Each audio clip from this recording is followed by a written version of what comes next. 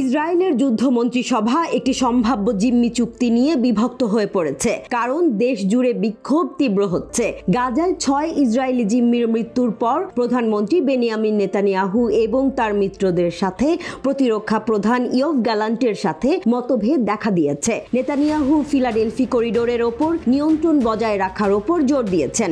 Gallant এই সিদ্ধান্তটি ফিরিয়ে নেওয়ার আহ্বান জানিয়েছে, কিন্তু নেতানিয়াহু তদারকির বিষয়ে অনড় রয়েছেন। নেতানিয়াহু সতর্ক করে দিয়ে বলেছেন, ফিলাডেলফি থেকে ইসরায়েলি সেনা সরিয়ে নেওয়া হলে হামাস জিম্মিদের ইরান অথবা সিরিয়ায় নিয়ে যাবে।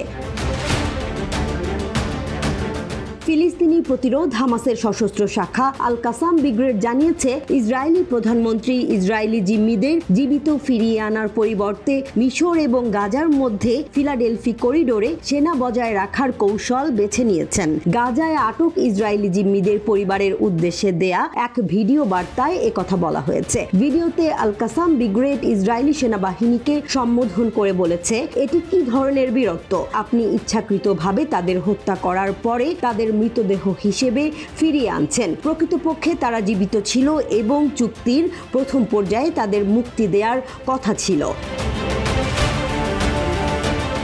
ভিডিওটিতে গাজায় ইসরায়েলি বিমান হামলার ছবি এবং সেই সাথে 6 বন্দীর ছবি অন্তর্ভুক্ত করা হয়েছে।